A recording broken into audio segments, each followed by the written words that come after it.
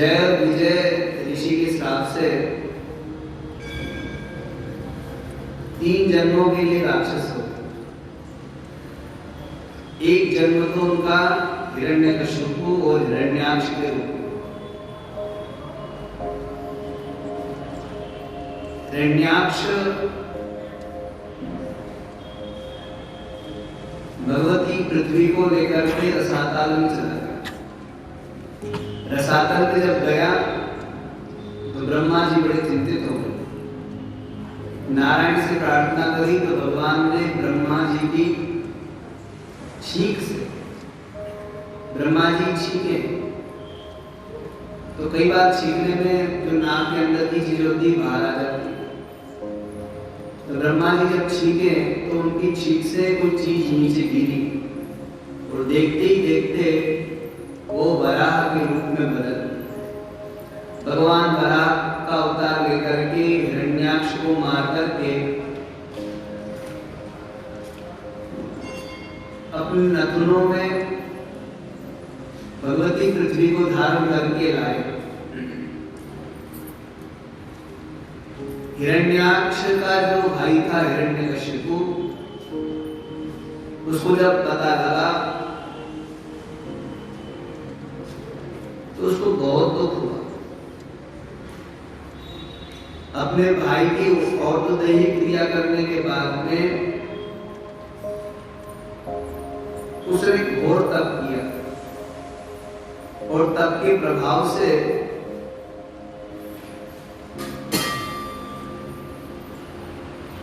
वो देवलोकों में गया और उसके प्रभाव से सारे देवता देवलोक को छोड़ करके भाग गए और हर लोक में उसका अपना अधिकार हो।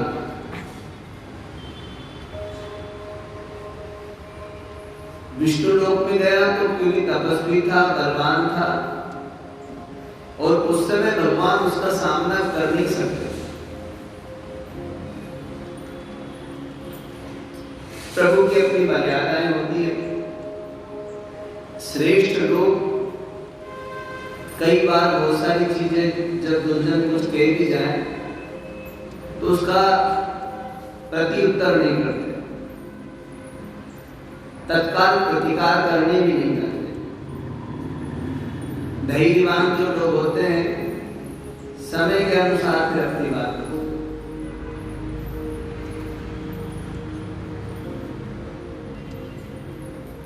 क्योंकि फल सबको मिलना है।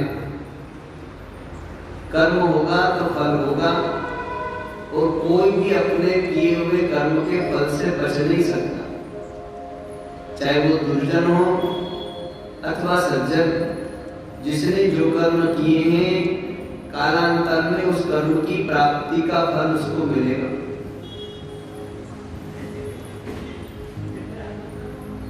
हिरण्याक्ष का जब पाप बढ़ गया तो विष्णु भगवान के ऊपर प्रहार करने की दृष्टि से विष्णु लोग पहुंचा तो वैकुंठ छोड़कर के भगवान चले। भगवान ने सोचा ये राक्षस है, इसका तत्काल सामना नहीं किया जा सकता। उन्होंने क्या करा, अपने आप को वायु के रूप में परिणित करा और वायु के माध्यम से वो हिरण्यकशिपु के हृदय में चले गए। श्वासों के माध्यम से हृदय में जाकर के बैठ गए, क्योंकि वो जानते थे कि जो असुर होते हैं अंतर्मुखी नहीं होते, बहिर्मुख होते और देवता अंतर्मुखी होते। उन्होंने जान लिया कि मेरे अंदर कभी, अपने अंदर कभी नहीं देखेगा, ढूंढेगा, बाहर ही बाहर ढूंढेगा।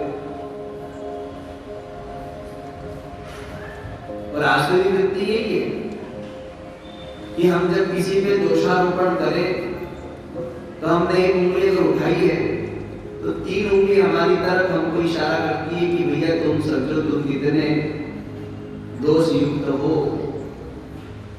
दूसरे पे हम दोष देख रहे हैं और हमारे अंदर कितने दोष हैं। अगर हम देववृत्ति वाले लोग होते तो हम पहले अपने दोषों को देखते और जब अपने दोष देखने लग जाओगे तो तुमको जीवन में कभी दूसरे के दोष दिखेंगे ही। दूसरों के दोष दिख रहे इसका मतलब है तुमने अभी तक अपने दोष कभी देखे ही नहीं।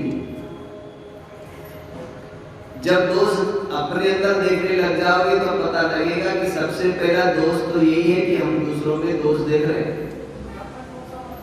किसी व्यक्ति में अवगुण ढूंढना उसका मतलब यही है कि हमारे अंदर पहले से ही अवगुण भरा हुआ, अवगुण हमारे अंदर है, दोष है, इसीलिए हम दूसरों में दोष ढूंढते हैं। जिस दिन हमारे अंदर के दोष समाप्त हो जाएंगे हमको बाहर में कोई दोष नजर आएगा ही। संसार कैसा है? जैसी मनुष्य की दृष्टि है। आशा सृष्टि कैसी है? कासा सृष्टि कैसी है? तो कहा गया या दृष्टि जैसी दृष्टि। हम पापी है तो सामने वाला व्यक्ति हमको पापी नजर आएगा। हम क्रोधी हैं तो सामने वाला व्यक्ति हमको क्रोधी नजर आएगा। हम लोभी हैं तो सामने वाला व्यक्ति हमको लोभी नजर आएगा। हम आसुरी वृत्ति के हैं इसलिए सामने वाला भी हमको आसुरी वृत्ति का ही नजर आएगा। हम देव वृत्ति के हैं तो सामने वाला व्यक्ति हमको देव वृत्ति का नजर आएगा। हम संत हैं तो सामने वाला संत नजर आएगा। सज्जन रहोगे तो सामने वाला सज्जन दिखेगा, दुर्जन होंगे तो सामने वाला दुर्जन दिखेगा। हम जैसे होते हैं सामने वाला हमको वैसा ही नजर आता है। अगर आप किसी के अंदर पाप ढूंढ रहे हो तो भैया सबसे पहले समझ लो आप पापी हो, तभी आपको पाप दिख रहा है। आप किसी के अंदर पुण्य ढूंढ रहे हो तो समझ लो आप पुण्यात्मा, तभी आप किसी के अंदर पुण्य ढूंढ रहे हो। हम जैसे होते हैं संसार हमको वैसा ही दिखता है। और आसुरी वृत्ति के लोग होते हैं वो कभी अपने अंदर झांकते ही कि हमारे अंदर कितने दोष हैं, क्या करना क्या नहीं करना, इसके लिए अपने अंदर नहीं झांकते। उनको तो कोई फर्क नहीं पड़ता, वो तो जैसे हैं वैसे ही रहेंगे। तो भगवान ने सोचा ये राक्षस है और कभी अपने आप अंदर नहीं झांकेगा, देखेगा नहीं। तो भगवान ने क्या किया? वायु के रूप में बदल गए और श्वासों के माध्यम से उसके हृदय में चले, अंदर बैठ गए। अब वो हिरण्यकशिपु जगह जगह उनको ढूंढे, वैकुंठ में ढूंढा, क्षीर सागर में ढूंढा, यत्र तत्र सर्वत्र ढूंढा पर मिले। मूर्ख इतना था कि अंदर कभी ढूंढा ही नहीं अपने हृदय में, बाकी भारी खोजता रहा। मुझे कहा तू ढूंढे बंदे, मैं तो तेरे पास। पर उसने अपने अंदर कभी झांका ही नहीं। वास्तविकता यही है कि जिस दिन हम अपने अंदर झांक लेंगे ना, हमको नजर आ जाएगा कि हमसे बुरा कोई है ही नहीं, हम ही है सबसे बुरे। और हम अभी अपने अंदर नहीं झांक रहे इसलिए हमको लग रहा हम सबसे अच्छे हैं, हमसे अच्छा कोई नहीं, सब खराब में अच्छा, ये वाला भाव। और जिस दिन हम अपने अंदर झांकेंगे तब पता लगेगा सब अच्छे में खराब। जब अपने अंदर झांकने लगते हैं तो हमारी बुराइयां हमको धीरे धीरे पाप कर्म से निवृत्त करते, दूर करते, पाप कर्म से हम छूट जाते हैं। ये गुण दोष में जो संसार है इससे उपलब्धि तभी हो सकती है जब हम अपने अंदर झांके देखें। और वो राक्षस था इसलिए उसने कभी अपने अंदर झांका ही नहीं, देखा ही।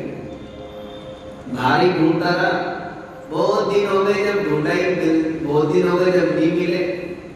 तो राक्षस था, उसके अंदर कहाँ श्रद्धा थी? तो जानते ही ब्राह्मण संत क्या हो। उसने कहा भगवान को तो क्या जानेगा। उसने कहा शायद विष्णु मेरे डर के मारे कुएं बावड़ी में कूद के मर गए होंगे, छोड़। और स्वच्छंद आनंद से रहने लगा। पर काल की गति द्रुत है, काल अपनी गति से चल रहा है। हम बैठे रहे पर काल नहीं बैठ रहा, समय नहीं बैठ रहा। समय निरंतर गतिशील है और आने वाला समय अनुकूल है कि प्रतिकूल, ये कह पाना भी कठिन है। काल के गर्भ में क्या छिपा है कोई नहीं कह सकता। तो ऐसी स्थिति में जो किए कर्म है उसका फल तो मिलना ही है। हिरण्यकशिपु के भी जब पाप बढ़ गए और इतना पापी हो गया कि अपने पुत्र का भी अपमान करने लगा। और संत वृत्ति के थे तो सज्जन थे, उनका भी भगवान के भक्त थे, भक्त से तो प्रेम होना चाहिए था, वो उनके अंदर भी अवगुण ढूंढ करके उनको कष्ट देने लगा। पर कब तक? हरि बिना मरे न निशिचर पापी, भगवान के बिना उनका अंत होना नहीं। भगवान अपनी माया से कुछ ना कुछ कर ही रहते हैं। काल की प्रेरणा से ऐसा ही हुआ, धीरे धीरे धीरे उसका साम्राज्य खत्म हो गया और भगवान ने नृसिंह अवतार लेकर के प्रहलाद जी की रक्षा करी, हिरण्यकशिपु को मारा। तो ये दो अवतार हो गए, हिरण्यकशिपु और हिरण्याक्ष। उसके बाद में और फिर दूसरे अवतार, विजयी समर वीर विख्याता, धरि बरावपु एक ही पाता, वही नर हरि दूसर पुनि मारा, जन प्रहलाद सुजज विस्तारा, भय निशाचर जायते महावीर बलवान, कुंभकर्ण रावण सुभट सुर विजयी जगजान। फिर एक कुंभकर्ण के रूप में और एक रावण के रूप में अवतरित हुआ। मुकुट न भये हते भगवाना, तीनी जन्म द्विज वचन प्रवाना, एक बार तिनके हित लागी, धरे शरीर भगत अनुरागी। भक्तों को जो प्रेम करते हैं, शरणागत वत्सल है, इस दयानिधि भगवान रावण और कुंभकर्ण को मारने के लिए अवतार लिया। कैसे आए उसका कारण बता। कश्यप अदिति जहां विदु माता, दशरथ कौशल्या विख्याता। भगवान को तो कौन नहीं चाहता, सब चाहते हैं। आप लोग चाहते हो कि भगवान? सब चाहते हैं भगवान हमको मिले। एक बार तो उनकी छटा का दर्शन हो जाए, और यदि मां स्वप्न में भी हो जाए तो हम कितने खुश हो जाते हैं कि स्वप्न में भी अगर उनका दर्शन हो जाए। करोड़ों में कोई एक होता है जिसको स्वप्न में भी दर्शन हो जाए, करोड़ों क्या अरबों खरबों में। कब किसके ऊपर अनुग्रह कर दे कहा नहीं कर सकते। न जाने कौन से गुण से दयानिधि रीझ जाए। कश्यप ऋषि जिनकी 13 पत्नियां थी, देव माता अदिति उनकी पत्नी थी। तो एक दिन दोनों ही बैठे हुए थे और दोनों ने सोचा कि हमको प्रभु का दर्शन करना चाहिए। अब दोनों ने घोर तप किया प्रभु दर्शन की अभिलाषा से। पुरभिलाष निरंतर होई, देखिए नयन परम प्रभु सोई। मतलब एक ही अभिलाषा की भगवान के पावन चरण कमलों का दर्शन करें। उस अभिलाषा से उन्होंने घोर तप किया और उनके तप से भगवान प्रसन्न हो गए, प्रकट हुए। का वरदान मांग लो। तो उनके रूप सौंदर्य माधुर्य को देख करके उन दोनों के मन में इच्छा हुई कि एक क्षण क्या, इनका तो प्रतिक्षण हमको दर्शन होना चाहिए, प्रतिक्षण इनका सानिध्य मिलना चाहिए, हर समय हर घड़ी इनके पास में ही हम रहे। तो उन्होंने कहा कि महाराज हम तो आपको पुत्र के रूप में चाहते हैं, आप हमारे पुत्र बन जाओ। ये पुत्र रहेंगे तो 24 घंटे हमारे साथ में, हम ही खिलाएंगे, हमारे साथ में एक क्षण भी दूर नहीं होंगे हमसे। तो भगवान प्रसन्न हो गए, ठीक है, तो उनका भी तुमको अवतार लेना पड़ेगा, मान ले।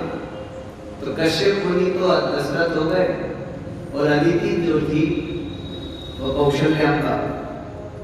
एक कल पर ही विधि अवतारा, चरित पवित्र किए संसारा, फिर उन्होंने अवतार लेकर इतने सुंदर चरित्र की, भगवान ने जिसको गाकर के मनुष्य पवित्र होता, भगवत धाम का अधिकारी बनता।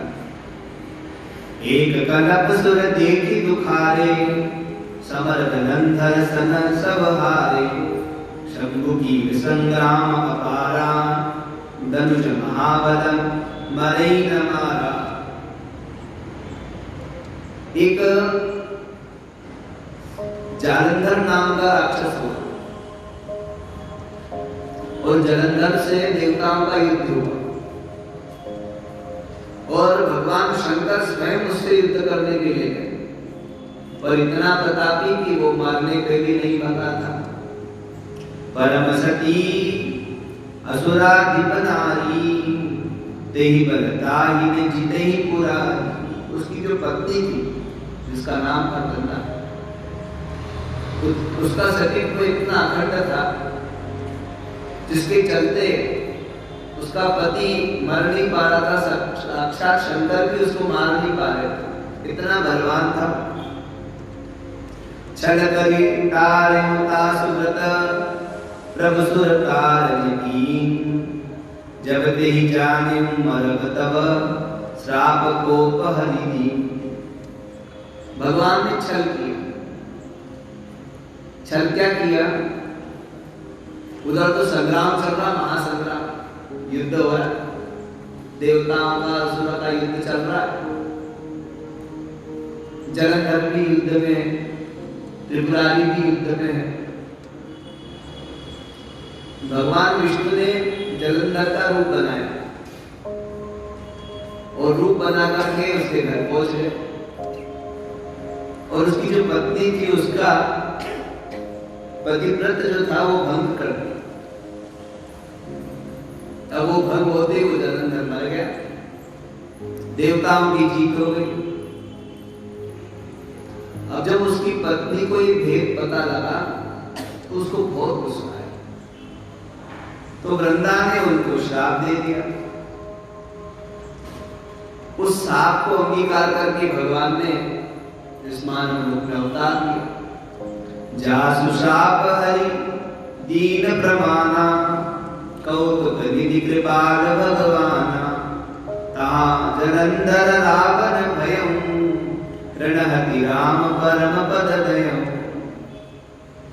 भगवान ने उस श्राप को स्वीकार कर लिया। जलंधर जो था वही रावण बनकर के आ गया और वही विष्णु राम बनकर के आ गया। एक जन्म कर कारण एहा, जेहि लगी राम धरी नर देहा। प्रति अवतार कथा प्रभु केरी, सुनि मुनि वर्णी कवि न गए। हे सुखी, भगवान के अवतार लेने के अनंत कारण, राम जन्म के हेतु अनेक हेतु है, कोई एक ही कारण नहीं होता।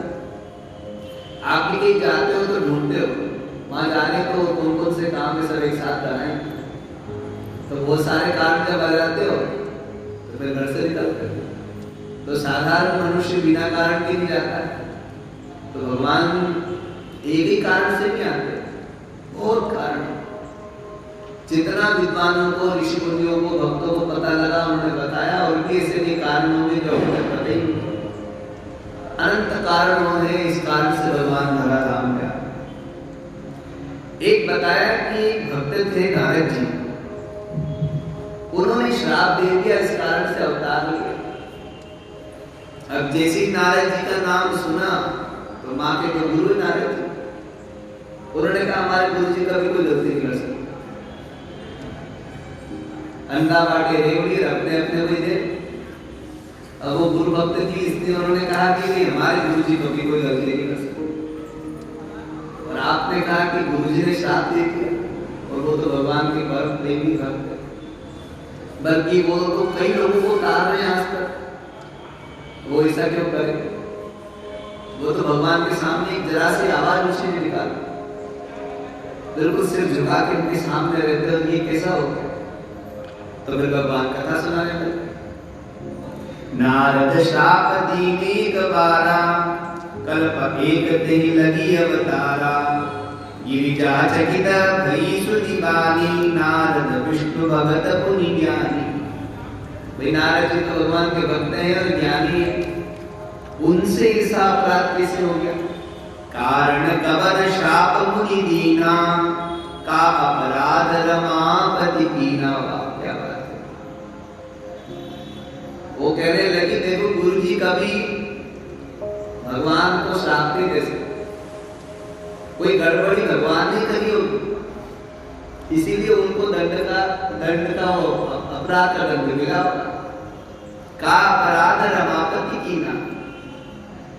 उन्होंने क्या अपराध कर लिया? गुरुजी ने नहीं, गुरुजी से तो अपराध कभी हो ही नहीं सकता। देखो उनकी गुरु निष्ठा, गुरु भक्ति। उन्होंने कहा गुरुजी कभी कोई गलती नहीं कर सकते, भगवान ने जरूर कोई खुरापात करी होगी, इसलिए गुरुजी ने उनको दंड दिया। आप ये बताओ कि भगवान ने क्या अपराध करा? गुरुजी ने तो करा ही, भगवान नहीं करा। कारण कवन शाप मुनि दीना। बिना कारण के वो शाप नहीं करता, और कारण हुआ इसका मतलब कार्य हुआ, वो कार्य भगवान से कोई अपराध हुआ। का अपराध रमापति कीना यह प्रसंग मोहि कहूं पुरारी मुनि मन मोहाचर भारी। मुझे बड़ा आश्चर्य हो गया कि नारद जी के मन में मोह हो गया।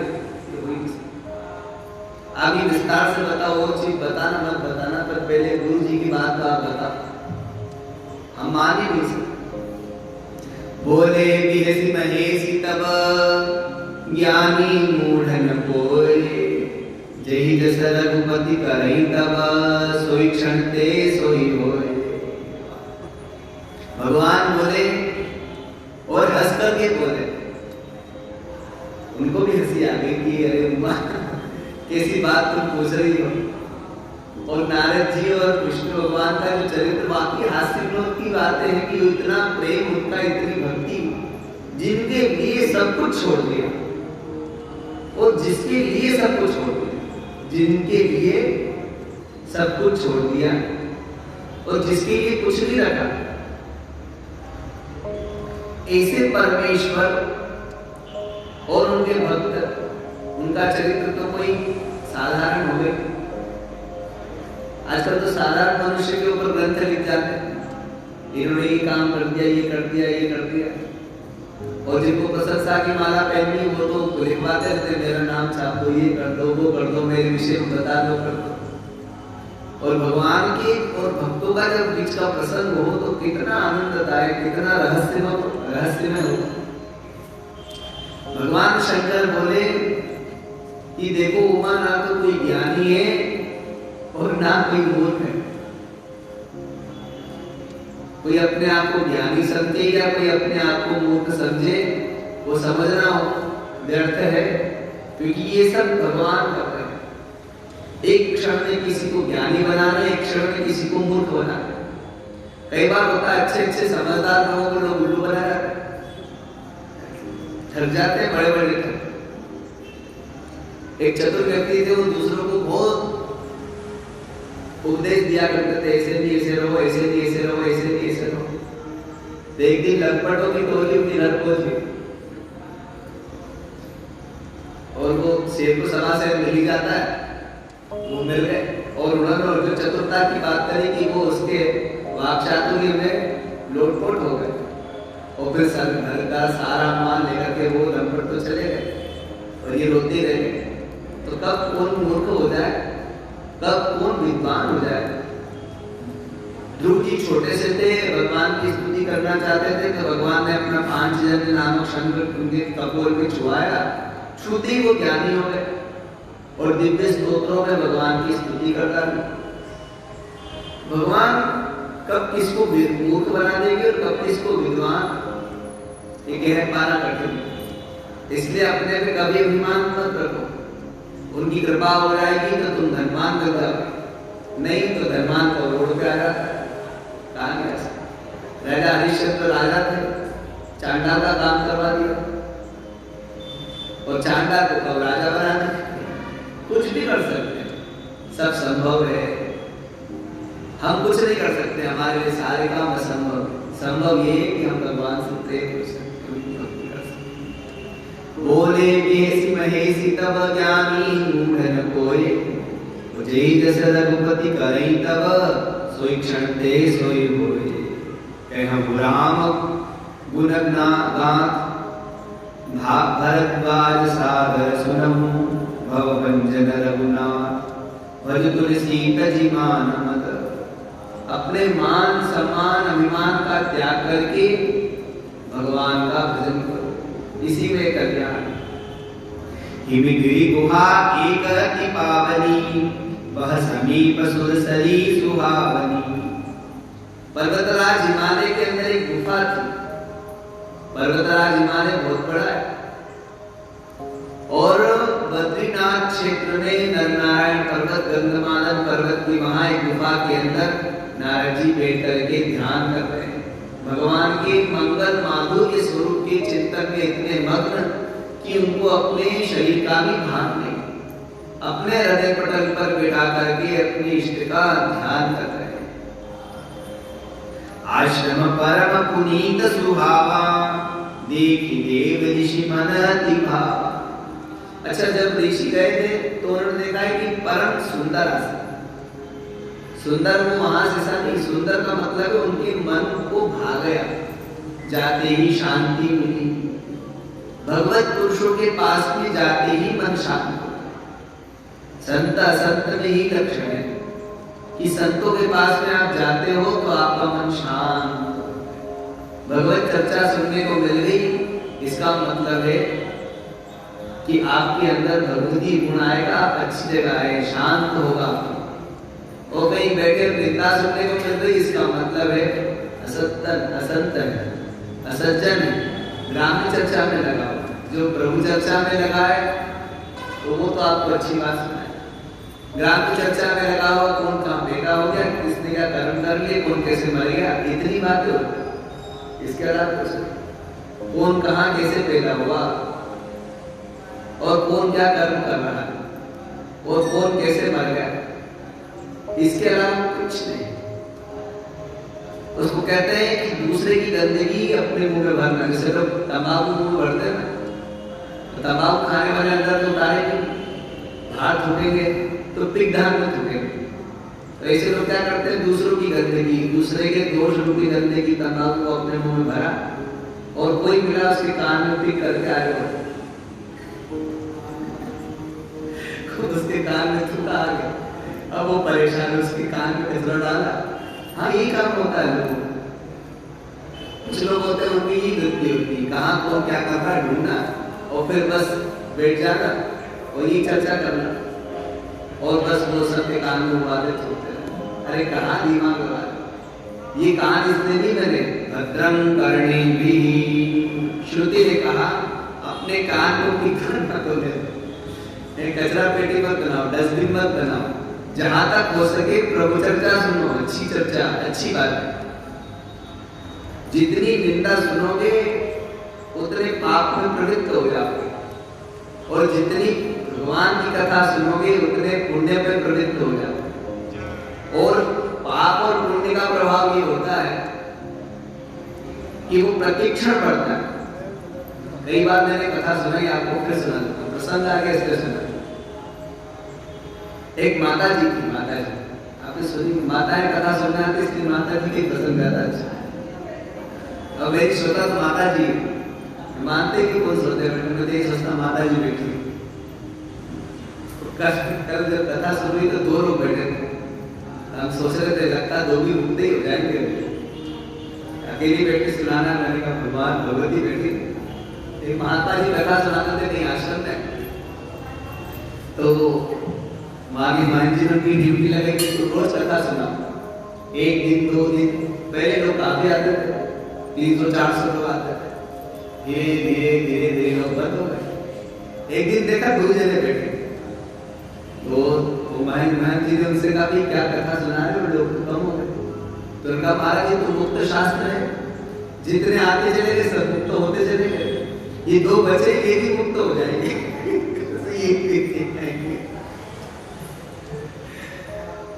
अपनी श्रोता भगवती अस्तु। तो माता जी जो थी उनके पास में 2 रुपए थे, 2 बैंक की एग्जाम दे रही हूँ, गणित की अच्छी बैठ गई, अच्छी मुक्त है, चेहरा इधर। तो 2 रुपए माता जी के पास में थे, उन्होंने सोचा ये 2 रुपए में कहीं जमा कर दूं। बैंक तो पुराने समय की बात थी, तो 2 रुपए तो बहुत पैसे होते थे उस समय। उसने सोचा बेचारे ने कि ये 2 रुपए जमा कर दूं तो इसका जो ब्याज आएगा उससे मेरा बुढ़ापा सुधर जाएगा, बुढ़ापे में दिक्कत नहीं होगी। तो वो 2 पैसे लेकर के 2 रुपए लेकर के बैंक में जमा करने के लिए चली। उसकी पहचान का कोई लाला था, वो उसको मिल गया। तो लाला ने पूछा, माता राम कहाँ जा रही हो?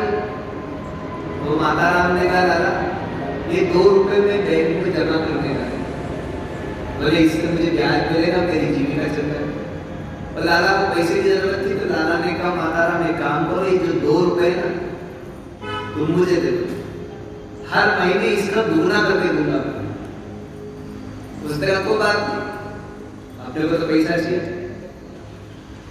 अब वो पैसा लेकर के उसको देकर के लिखवा लिया, लिख दे लिखवा भी दिया, अंगूठा लगवा दिया, साइन वाइन सब करवा दिया, कागज ले आए। अब माता राम उसको भूल भुला गई। 25 साल के बाद में वो माता जी को याद आया कि मेरे 2 रुपए लाला पे। तो पहुंची, उनका बेटा मेरे पैसे दे दे, और कितने देना में 1-2 लाख रुपए होने लेगा, क्योंकि उनका अपन तो हिसाब किताब वाले लोग थे, तो अपना जो हिसाब करे चाहे 1000 ही करे तो दे। अब वो लाला नाम का करने लगा, तो वो केस हो गया, और वो केस कोर्ट में पहुंच गया। वकील के सामने उसने कागज रख दिया, उसने देखा ये 2 रुपए। वो कहने लगा, भाई लाला इसका पैसा दो। उनका महाराज 2 का हिसाब लगाओ तो बहुत हो जाएगा भाई, 1 महीने में 2 का दुगना कितना हुआ, और दूसरे महीने में 4 का दुगना कितना हुआ, 8, और तीसरे महीने में 8 का दुगना कितना हुआ, 16, और चौथे महीने में 16 का दुगना 32, और 5वें महीने में 32 का दुगना 64, और 6ठे महीने में 64 का दुगना। और ये करते करते कहां तक जाना है, 25 साल, हमारे कम से कम 300 महीने का समथिंग होना चाहिए, तो कितना हो जाएगा। वो लाला ने कहा, मैं सारी संपत्ति अपनी तब भी दे सकता। इतना पाप और पुण्य का भी यही प्रभाव, क्षणिक आपने किया वो बढ़ता ही चला जाता है। 1 महीने में दुगना, फिर दुगने से चौगुना, चौगुने से रहेगा, और जब तक भोगोगे नहीं तब तक समाप्त होगा नहीं। शब्द तो जरा से ही किसी को गाली दे दिया, और वो जो डंडे की मार है वो तो बड़ी होती है ना, कितने है वो हाथ पैर टूट जाए और उसको ठीक होने में महीनों लग जाते हैं। तो पैसे कितने लगते हैं, गाली इतने पैसे की दी थी जितने में इलाज हो गया। तो छोटे कर्म है ना, तो चाहे पुण्य कर्म हो अथवा पाप कर्म हो, वो बढ़ती ही चला जाता है। निंदाएं सुनते रहोगे तो पाप में प्रवृत्त हो, और भगवान की कथा आदि सुनोगे, अच्छे लोगों के बीच में रहोगे तो पुण्य में प्रवृत्त होगे, और तब इसका भी प्रभाव होता है। दान प्रभावात्, दान के प्रभाव से, अच्छे कर्म के प्रभाव से मनुष्य क्या होता है, पुण्यात्मा। पुण्य प्रभावात् स्वर्गम प्रयाति, और पुण्य के प्रभाव से स्वर्गाधिक लोगों में जाएगा, और स्वर्ग से जब उतरेगा तो वापस पुनर्धनाढ्य पुनरेव दानी, और किसी भी अच्छे श्रीमंत के यहाँ जन्म लेगा, फिर दान पुण्य करेगा, फिर अच्छा है। पाप प्रभावात् नरकम प्रयाति, और पाप के प्रभाव से नरकाधिक में जाएगा, और नरक से जब आएगा तो किसी पापी के ही जन्म लेगा, और पापी क्या जन्म लेगा तो फिर पाप करेगा, और फिर भोगने के लिए वह तो फिर बहुत दरिद्र होगा, दुख पाएगा।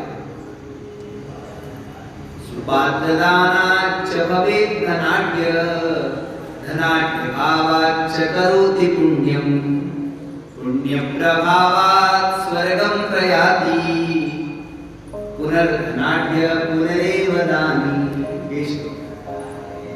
दूसरा क्या है? उपात्रदानाच्च भवेत् दरिद्री दरिद्रभावाच्च करोति पापम् पापप्रभावात् नरकं प्रयाति। दरिद्री पुनरेव पापी। तो कर्म का फल अपना होता ही रहता है, प्रतिक्षण बढ़ता रहता है। और जितना कथा में मन लगाओगे, अच्छे चरित्र में मन लगाओगे तो मन प्रसन्न होता है। और सज्जनों के पुरुष के पास में जाते ही मन प्रसन्न हो जाता है। नारद जी गए, तपस्वियों की वो भूमि थी, इसलिए उनका मन प्रसन्न हो गया, आनंद हो गया। आश्रम परम पुनीत सुहावा देखी देव ऋषि मन दिभावा देखी शैलक्षली विपिन विभागा भयो रमापति पद अनुरागा। वहां बैठ गए और फिर धीरे धीरे भगवान के पावन चरणों में प्रेम को बढ़ाने लगे। हम तो रोज ही पाठ करते हैं, पूजा कर रहे, कहते हैं हमारा तो रोज अच्छा होता है, पर भैया भगवान से अनुराग बढ़ रहा है कि नहीं, ये देखो। टटोलो अपने आप को कि भगवान से दूर जा रहे हो या नजदीक आ रहे हो। और अगर भगवान से दूर जाओगे तो पाप पर कर्म में प्रवृत्ति हो, और नजदीक आओगे तो धीरे धीरे अपने आप के अंदर परिवर्तन आने लगे। इतने सहज और सरल हो जाओगे कि भगवान आने में विलंब नहीं करेंगे। करते नहीं विलंब रघुराई, वो विलंब नहीं करेंगे, पर हम सहज और सरल तो हों तो भगवान जल्दी आ जाएंगे। हम अपने आप को देखें कि कहाँ कमी है।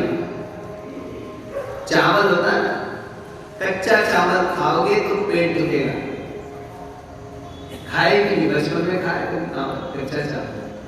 कच्चा चावल खाओगे तो पेट दुखेगा। कच्चा ना जैसे भिगो करके खाना अलग बात है, पर ऐसे खाओगे तो पेट दुखेगा। तो चावल को पकाने वाले लोग क्या करते हैं, वो उसको जल में डालते हैं, जब वो सिद्ध हो जाता है, परिपक्व हो जाता है, तो भात क्या है, बिल्कुल पक जाता है। दबाओगे तो नरम, और बनने से पहले कड़क था, कठोर था, ठोस था, और बनने के बाद में नरमपन आ गया उसमें। विनम्र श्री, आपका भजन परिपक्व होगा तो आप विनम्र हो जाओ, और भजन जब तक परिपक्व नहीं है तब तक अंदर कठोरता है चावल की तरह। थोड़ा पको, भगवान के प्रेम में इतने पक जाओ, उबल जाओ कि उनके अलावा कुछ समझ भी ना। तो धीरे धीरे उनके मन में, नारद जी के मन में भगवान के प्रति प्रेम बढ़ गया। भयो रमापति पद अनुरागा सुमिरत हरि शापगति भारी सहज विमल मन लागी समाधि। और फिर वो वहां समाधि लग गई। तो एक घटनाक्रम नारद जी के जीवन में आता है कि नारद जी को उनके भाई दक्ष प्रजापति ने श्राप दे दिया। उन्होंने कहा कि गाय का दूध दोहन करने में जितना समय लगता है उतने समय से ज्यादा कहीं रुके तो तुम्हारा सिर धड़ हो। इसलिए एक जगह से 2 घड़ी से ज्यादा ठहरते नहीं, निरंतर गतिशील रहते। गाय का दूध दोहन करने में जितना समय लगता है उतनी देर, बाकी फिर नारायण हरि कहते वाले। क्योंकि दक्ष के जो पुत्र थे उन सबको उन्होंने उपदेश दे दिया और सब महात्मा हो गए। फिर दक्ष के बच्चे हो गए और सबको उपदेश दिया, सब महात्मा हो गए। वो चढ़ गए, उन्होंने श्राप दे दिया। अब यहाँ लिखा है कि समाधि में बैठ गए, तो क्या दक्ष का श्राप भगवत कृपा से वो दक्ष का जो श्राप था वहां लागू ही नहीं हुआ, वो दूर हो गया और उनकी समाधि लग गई। मुनि गति देखी सुरेश डेराना काम ही बोली की न सनमाना। अब मुनि को तप करते हुए देख करके, अच्छा कर्म करते हुए देख करके आपके प्रतिद्वंदी लोग जले नहीं जले। ईर्ष्या लोगों के मन में ईर्ष्या होती है, होगी कोई जरा सी आपकी उन्नति उनसे सहन नहीं होगी। और देव ऋषि नारद को तप करते हुए देख करके देवता भी भयभीत हो गए, डर लग गया। उनको लगा ना जाने तब करे भगवान प्रकट हो गए और कभी इसने इंद्र का सिंहासन मांग लिया तो हमारा क्या होगा। जिसमें महात्मा को तो चाहिए ही कुछ भी, पर फिर भी डर लगे। लोग महात्माओं से भी डरते हैं, न जाने क्या करते हैं। तो वो डर गए, जिसको उनके मन में ऐसा कुछ था नहीं। महात्माओं के मन में ठीक है, समझते रहो। अब ये देख करके उन्होंने कहा नहीं भैया, कुछ होना चाहिए। तो कामदेव को अपनी सेना से इनका जाओ ऋषि की समाधि तोड़ो। सहित सहाय जासुपम हेतु चले हर्ष दिय जलचर केतु सुनासी रमन महुअसि त्रासा चहत देव ऋषि मम पूर्वासा। शायद मेरा घर लेना चाहते देव ऋषि, इसीलिए तब कर रहे हैं। जे कामी लो लुप जग माही कुटिल का कवि वसवहि निराई। जगत में जो कामी है, अनंत अभिलाषाओं से भरे पड़े हैं, लोभी है, और जिनके अंदर कुटिलता भरी है, वही लोग इस तरह की रणनीतियां बनाते हैं। और संसार में महात्मा लोगों से भी इस तरह से डरते हैं। सूख हांडले भाग सठ स्वान रखी मृगराज चीनी ले जनि जाड़ जड़ तिनि सुरपति ही न लाज।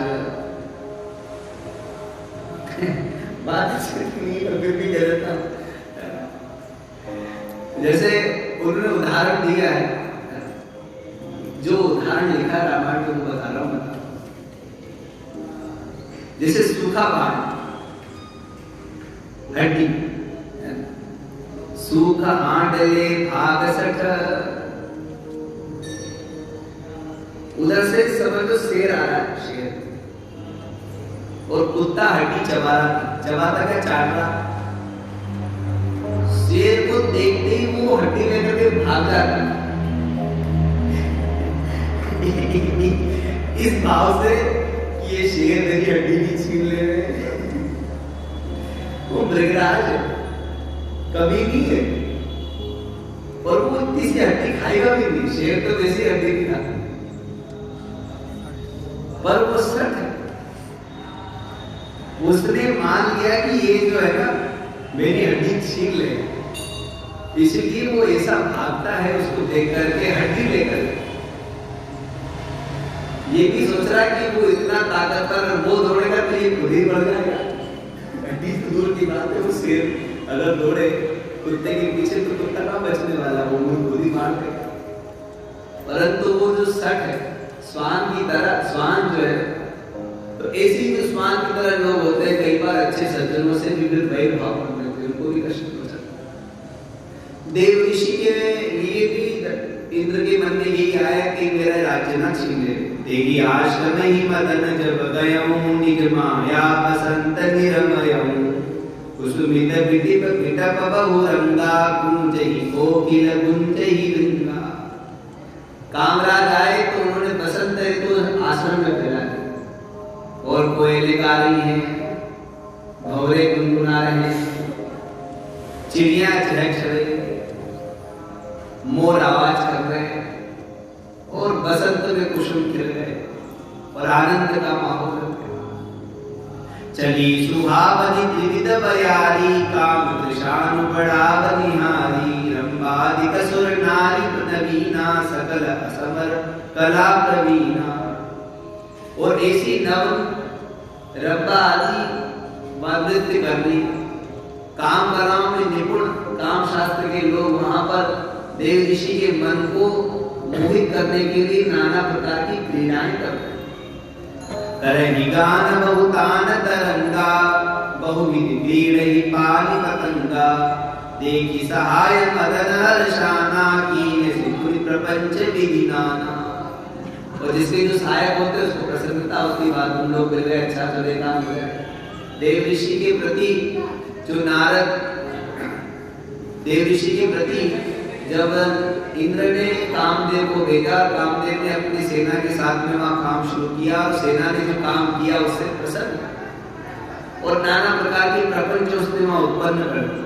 काम कला कछु मुनीन व्यापी निज बर डरे मनोभव पापी सीम की चाप सकई कौतासु बड़ रखवार रमापति जासु।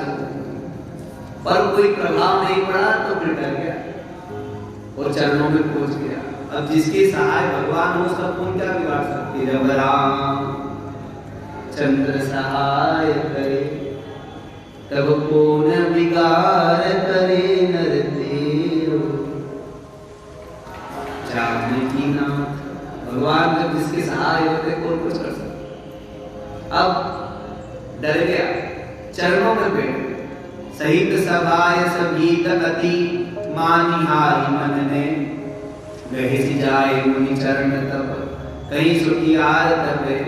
हाथ जोड़ करके चरणों में लेट गया, कहने लगा भय नारद मन कछु रोसा कहीं प्रिय वचन काम परितोषा नाई चरण सिर आय सुपाई गए मदन तब सहित सहाय।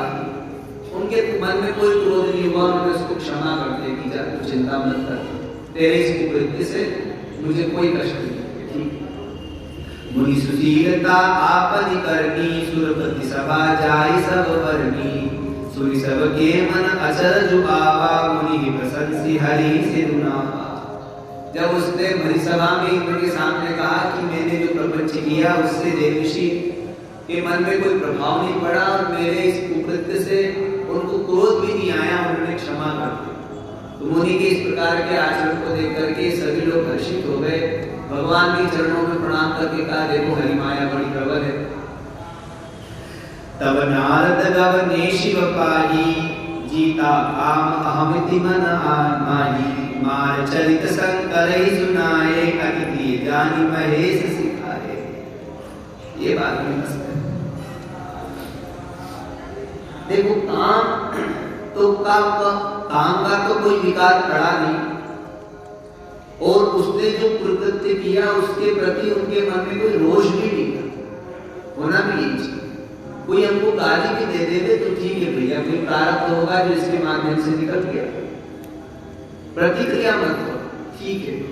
ये नहीं तो कोई और से, ये हमको नहीं सुनाता नहीं गाली देता तो कोई और देता, ठीक है। मन में अपने मन में उसके प्रति कोई क्रोध मत आए। आप जब भागवत की कथा सुनोगे तो उसमें ध्रुव जी का चरित्र आता है और ये कथा आती है कि ध्रुव जी एक बार अपने पिता उत्तानपाद की गोद में बैठे तो उनकी दो पत्नियां थी उत्तानपाद की, सुरुचि और सुनी। सुनी थी जो थी वो बड़ी थी जिसके ध्रुव जी हुए, और दूसरी पत्नी थी उसका नाम था सुरुचि, उसके उत्तम नाम के पुत्र हुए। और राजा छोटी वाली पत्नी से बड़ा प्रेम करता होता ही है। आदमी किससे प्रेम करता है? रुचि से। रुचि का होना चाहिए, हर काम क्या होना चाहिए? नीति का हो चाहे नहीं हो पर रुचि का होना चाहिए। हमको हमारी रुचि है ना बस, अब उसमें नीति हो जाएगी। तो जो सुनी थी उससे सुनी थी नीति से ध्रुव माने सत्यता की प्राप्ति होती है और रुचि से तो उत्तम ही उत्तम। तो सुरुचि थी वो आ गई और उसको देखा कि ध्रुव जी गोद में बैठे हैं तो उसने ध्रुव जी को उठाकर के नीचे पटक दिया और कहा कि अगर तुझे राजा की गोद में बैठना है, राजा का उत्तराधिकारी बनना है तो उस अभागिन से नहीं मेरी गोद से देखो जन्म लेना पड़ेगा। और उसके लिए तू जंगल में जाकर के तप कर, जब हरि कृपा करेंगे तब तू मेरी कोख में से जन्म ले पाएगा।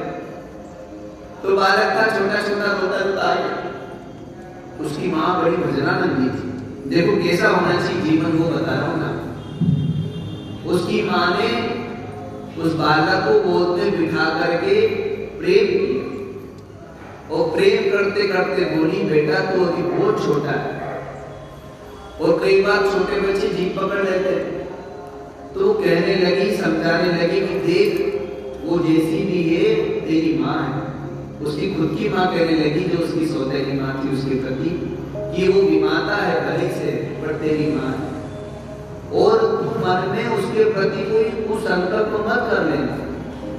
अगर तुझे रोष आ गया तो उसका कहीं नुकसान नहीं हो जाएगा और अगर रोष आ गया तो शत्रुत्व का भाव आ जाएगा और मैं नहीं चाहती कि मेरे बच्चे की कोई शत्रु हो, इसलिए तो बेटा उसकी इस अपराध को क्षमा कर दे।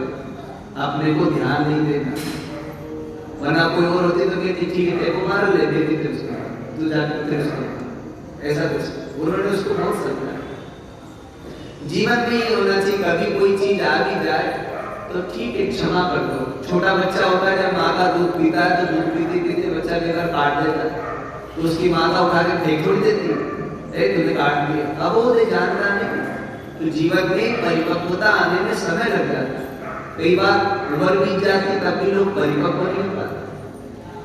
तो ऐसे समय में धैर्य धारण ही करना चाहिए। ठीक है किसी से कोई अपराध हो जाए तो उसको क्षमा करो, कहाँ उसकी क्षमा बढ़न को चाहिए। क्षमा कर देने से आपके अंदर भी प्रसन्नता रहेगी और सामने वाले के मन में भी प्रसन्नता। और गांठ बांध के बैठ गए तो ये जहां गांठ बनी है बार बार जन्म मृत्यु हो रहा है, ये कुंठा मत मानो। वैकुंठ जाना है कि नहीं, तो वैकुंठ कौन जाता है जिसके अंदर कुंठा नहीं है, जो विकुंठ हो चुके। विकुंठ माने कुंठा रहित, विद्यते हृदय ग्रंथि छिद्यन्ते सर्व संशया, जिसके सारे संदेह निवृत्त हो गए। भेदा भेदौ सपदि गलितौ पुण्य पापे विशीर्णे माया मोहौ क्षयभु भगतौ नष्ट संदेह वृत्ति शब्दातीतं त्रिगुण रहितं प्राप्य तत्त्वावबोधं निस्त्रैगुण्ये पथि विचरतां को विधि को निषेध। विधि निषेध से ऊपर उठ जाते जिनकी कुंठा दूर हो, और कुंठा आए तो बार बार जन्म है बार, इसलिए ग्रंथियों को छोड़ो, ग्रंथि बांधो ही ना, क्षमा कर दो। देव ऋषि की नारद जी ने उसको क्षमा कर दो, प्रभाव भी नहीं पड़ा तो क्षमा कर। कोई आपकी जेब में से आपको निकाल के पेन देवे कि रख लो, आप जब रखोगे तब आपका होगा ना, आप रखोगे ही नहीं तो आपका होगा ही। कोई आप अपने अंदर से कोई भी चीज काम क्रोध लोभ मोह या आपकी ईर्ष्या घृणा जो भी अपने निकाले आपके प्रति, आप उसको रखोगे तब वो आपकी होगी, आप उसको रखो ही मत, छोड़ दो वहीं पर।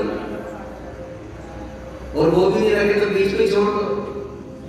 नोट दिया किसी ने आपने रखा ही नहीं, बीच में छोड़ दिया ना आपका ना उसका, जो ले जाएगा उसका। तो अगर आपके प्रति कोई द्वेष भावना से भी आपके प्रति कोई कुछ कह देवे, आपसे ही कह देवे, उसकी बात का बुरा मानो मत, रखो ही मत कि हमने रखा। द्वार खोलोगे तो अंदर जाएगा, द्वार बंद कर दो अंदर आएगी, और जब अंदर आएगी तो हमारा हुआ ही, जब हमारा हुआ ही नहीं तो क्यों फिर हम प्रतिक्रिया करते। प्रतिक्रिया तो तब की जाती है जब हम ये मानते कि मेरा कुछ भी कह दिया हो, क्षमा कर दो। उन चीजों पे ध्यान देने ही नहीं चाहिए। भगवान देव ऋषि नारद जी ने उसको क्षमा कर दिया, और ये बात प्रसन्न जाकर के उन्होंने भगवान शंकर को सुना। जब शंकर ने सुना तो जब हम श्रेष्ठ पुरुषों को कोई बात बोलते हैं तो वो शिक्षा देते हैं, और वो क्या शिक्षा उन्होंने दी ये प्रसंग फिर अपन कल विचार करेंगे। श्री राम जय जय।